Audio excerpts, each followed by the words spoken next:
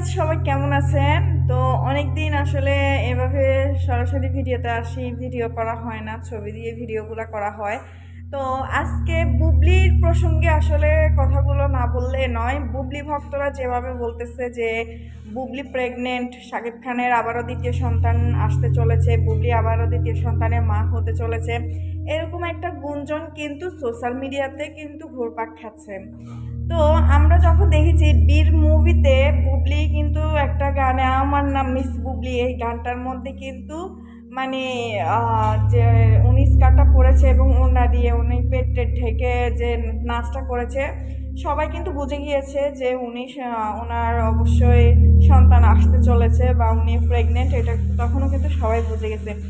Same আবারও একই কাহিনী, কিছুদিন একটা নাচের প্রোগ্রাম করেছে বুবলি, আপনার এই যে ডান্সার সোহাগের সাথে দেখলাম, ওইখানেও কিন্তু সেম উনি একটা স্কার্টের মতো পরেছে, উপরে ব্লাউজের মতো পরে এরপর ওড়না দিয়ে ঢেকে ফেলেছে।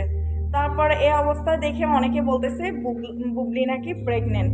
ঠিক আছে, তা আমি আসলে জানি না, বুবলি ম্যাডামের মনে হয় এটা একটা চালাকি।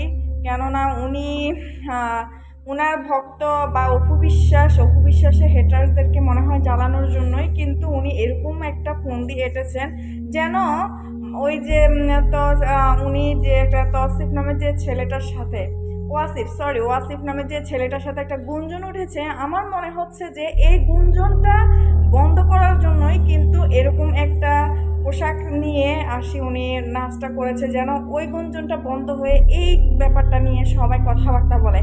কিন্তু বুবলি কিন্তু সাকসেস হয়েছে, ঠিক আছে, বুবলি সাকসেস হয়েছে, কারণ সবাই কিন্তু ওই জিনিসটা ভুলে গিয়ে এখন বুবলির এই ব্যাপারটা নিয়ে সবাই সমালোচনা করতেছে। বুবলি ভক্তরা তো ভীষণ খুশি, মানে ওরা তো বলতেছে যে বুবলি কনসেপ্ট করছে, দ্বিতীয় সন্তানের মা হচ্ছে।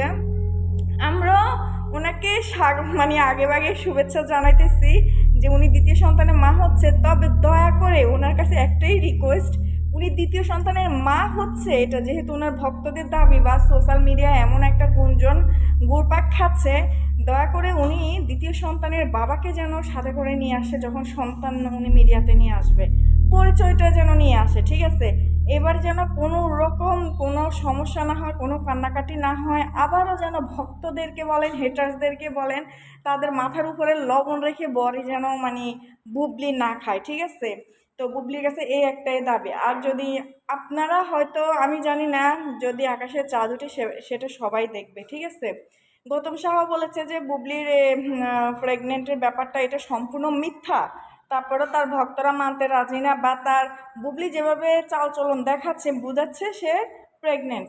আদৌ আমি জানি না সত্য কি না, সত্য হইলেও হইতে পারে, ঠিক আছে, জানি না, বলা তো চায় না। তো যদি সত্য হয়, বুবলিকে বলবো অবশ্যই পরিচয়টা সাথে করে নিয়ে আসবেন যখন বাচ্চা মিডিয়াতে আনবেন। ঠিক আছে, আর দ্বিতীয় কথা, আরও একটা কথা আপনাদেরকে বলি, সেটা হচ্ছে বুবলি এখন যেভাবে নিজেকে ইনোসেন্ট, মানে এত ভদ্র সাজতেছে, ইনোসেন্ট দাবি করতেছে, এমনভাবে চলাফেরা করতেছে, বাচ্চা হওয়ার পরে যেন কোনো রকম নোংরামি শাকিব খানকে নিয়ে না করে, যদি শাকিব খান পরিচয় না দিতে চায়। ঠিক আছে, এভাবে যেন চুপচাপ থাকে, এভাবে যেন নিরিবিলি থাকে।